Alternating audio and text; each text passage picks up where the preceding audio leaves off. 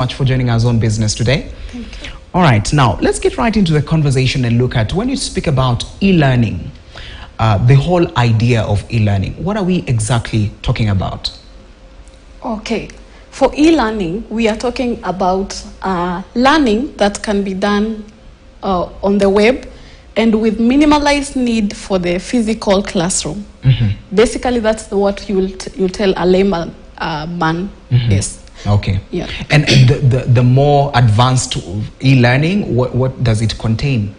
For the more advanced e-learning, it contains gamification, whereby the learning is turned into games mm-hmm. to make the learners grasp serious concepts, but in a playful manner. Okay. Yes. Mm-hmm. So apart from that, serious e-learning has virtual reality. The virtual reality is whereby we present realities in a real manner, but we make sure it works like the real manner. For example, if it is a dangerous procedure, we use VR so that now when the learner goes to the actual practicals, there's less errors and there are less, if, for example, in medical field, you find that there are less accidents in the real classroom. Mm-hmm. Yes. Mm-hmm. Yes. So you put it just in a playful manner so that at least learners can learn about this. Yes. So is this in even the primary setup, or because these days we have CBC, we have, and then after that we have junior high schools, mm-hmm. And then senior high schools, and then universities. Mm-hmm. So for example, is this started from the early stages, mm-hmm. or it's later applied maybe in the more developed maybe form of education?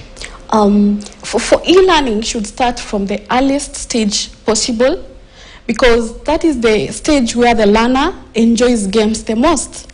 So yes, e-learning should start from the earliest stage possible and also advanced into the advanced stages of learning. Mm-hmm. Yeah, so for example, you find that even grade 1 kids, when you put a hard concept into a game, they will engage in it. They will want to access it. Yeah. So because when you find courses which the physical courses, of course there are games, but for the e-learning, it's possible to put games that in the physical world they will not be possible. So the learner will even enjoy more, and in the process, because the brain gets things in picture form, the learner will understand better than the one who was in a physical classroom. Mm-hmm. Yes. All right. Now, before you even move to now the business aspect of this, yes. Just to take you back a bit, because you've spoken about e-learning in just put gamification, yes. Kind of learning. So what sort of games could you say an example maybe that help someone to learn something on the e-platform? Yeah, for e-learning is intentional gaming, mm-hmm. whereby you get a hard concept, convert it into a game. For example, we in Don Bosco Tech Africa, we have this particular course whereby we have safety training for solar TVET learners. Mm-hmm. So we have the solar learner dress up a man in the game. When you dress the safety gears in the right places, you go to the next step. Mm. So we get the hard concepts, turn them into easy games. Mm-hmm. Then by the end of the game, the learner will know where to place whichever tool, mm-hmm. Safety tools for that particular person. Mm-hmm. Yes. Okay. Yeah. All right. Thank you so much for that. Yeah. And now let's look at now, after e-learning, and now you get into the world of business. How does this contribute, and how does this add value to the business world? Perfect. Now the e-learning, first of all, is becoming a source of income to many individuals who have skills, because they are turning their skills into e-learning courses, and they are earning. Many young people are turning their courses, uploading them in Udemy, mm-hmm. several other platforms, and selling their courses. So e-learning in itself is a career and is a source of income for many young people in the country. Mm-hmm. Yeah, and also for the schools, like in JKT, for example, where I'm doing my MSc in ICT integration, you find that we never met the lecturer. And of course, they're getting the school fee. The school is generating income. Yes. So yes, it is contributing to the economy. Right. And now let's also look at the COVID-19 period, which really, I think, pushed for even online learning. Like you've said, you've never met the lecturer, but you're still learning, you're still putting to work the skills that you've gotten to learn. So when you look at such a space, even in the coming months, as learners try to just get into this space, would you think that the physical type of learning is more lucrative and is more, it makes more sense than even using the virtual style of educating or just getting guidance through this? Yeah, for example, in the case of COVID-19, it exposed the need for e-learning even more, because now you realize that these diseases, they are being transferred from person to person. So if you're doing the course virtually, it means that you're safe. So yes, there is the place for physical classes, but the e-learning, the physical class should be the last stage. After we have finished the course, we have done all the virtual activities, then we go to, for example, if it's a technical course, now we can go to the final stage, which is just a single classroom for the practical. So basically, e-learning should actually take over, and COVID-19 should be a lesson that we need e-learning in every curriculum. Like in every school, there should be that alternative. Even if it's not being used, it should just be there. Yes. All right. And now let's move over to this other issue, web development. And many a times you look at a website and what goes into making a website, and what does it entail, especially for companies, to make sure that their website looks, because a company has a very good building, but now when you go to the website, it's not matching what is seen physically by the people maybe who are passing, or even the establishment. So therefore, when it comes to web design, first of all, give us what goes into web designing, and then now we can look at how a company can make their website even more appealable to their customers. Yeah, so web designing has two aspects. There is the back end and there is the front end. For web designing, literally, for your website to be appealing, you have to consider one thing, that is your logo. The most important part in website development is, first of all, who designed your logo? What colors did you give them? Because from that logo, you have to choose the main color, because that main color is what is going to be used in your website as the main color. Yes. Because, of course, there is freedom in web development. You can use rainbow, the whole rainbow in the website. But because we are dealing with people's brain, we have to have a consistent color. We have to look at a website like this and it's loud enough to know that these guys are blue, these guys are green. Yeah. So first, it starts with the logo. It's the littlest thing that people do, and it is what determines even the t-shirts they will wear in the future. The applications they will build in the future will be based on that particular logo. And you cannot choose a color which is inside your logo unless you first change the logo, because now you will look, your website first of all will look disoriented. Yeah.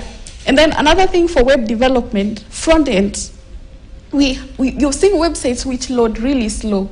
Yes. So the images on the front end, they have to be optimized for web, so that you don't download an image on the website or on online, and then you come and upload it. You have not checked the download speed of this particular image. You have not checked whether it will load faster. You have not checked the size, because online there are very big images, and you find you've uploaded an image which was made for a billboard. in a website, yeah, which is not really appropriate. Yes. All right. And when you look at the company websites, of course, we have different companies that cater for just different audiences and also different products. So therefore, when you look at a construction company and also a food company, what goes into this, and how should they design their websites in order for them at least to stand out? First of all, for a website, I should not be, before I read what is there, I should understand what you're about. So that makes the cover page very important. So the front page is the image that you put on the front page, it should communicate everything about your organization before a person reads it, because at least it should communicate the first image that the customer is going to meet on the, for example, if it's a food company, it should be food. It should be something that is speaking about the business. Yes. Yeah. If it's a school, it should be people reading, people learning. Yeah. So that now it's user friendly, and people are able to understand, well, this company is about this. So if the front page has these confusing images and many sliders of images running around, very confusing, and most websites are like this. So you find that the users, they get discouraged and they will not even spend more time in your website. They will go and look for a website which is focused on that thing that they are looking at, and then they will use that particular website instead of yours, which is now has everything. Yes. Right. And now, even as you are in this field and the field of web design, web development, what are some of the gaps that you think need to be filled? When you look at some companies that we have in the country, I believe you've looked at very many websites. And what is that one, maybe not even one, what are some of the things that we usually miss when we decide, okay, I have a company, I want to make a website for the company? So for most of the things that we miss is the colors, whereby people use the wrong colors, and also the way images are placed on the website, even the placing. It is placed in some organization. You find that images they should have an order. They should have a routine, a rhythm as you go through the website. You know, it is not written somewhere, but you know, somehow after this image, this will come. So that one, it makes the user, it makes it more user-friendly and more easy to comprehend. So there is a gap in that, because first of all, people are giving websites to people who don't know anything about graphics. Because now, in website designing, especially the front end, there is a gap in the country, especially in the graphics. Yeah, the graphic, there is a very big gap in web development, and also the mobile app responsiveness. So you find that a website is very beautiful on the computer until you open it on your mobile phone, and then you realize this guy did a website and did not enable it for mobile. Wow. He did not do mobile. The thing cannot open well on a mobile device. So you find in the mobile device some images not loading, the structure's completely gone, because now web development, you have to develop for every device that is available in the market currently. Yeah, so there is a very big gap, especially where the transition between the computer and the laptop. You find that it's like you're in a different website. Yeah, so there's a very big gap. Right. And also, even as we look at the problem when it comes to the transition between the mobile phone and the desktop and the laptop, let us look at the global space and the global market, especially when it comes to web designs and some of the websites that are very good globally. What can we pick, and what can someone pick from a good company that you've been able to interact with, especially when it comes to how they've organized their website and how the streams are coming in and how they are making money using their website? Perfect. I will use like Microsoft. When you go to their website, If they're selling to you a computer, it's a computer you will meet on the front page. Nothing, you will not meet a slider of photos going around. I would vote their website as the best because I'm a minimalist. So I don't prefer many images on the front end. It's we are selling these devices, you find a device there and link to the rest of the devices.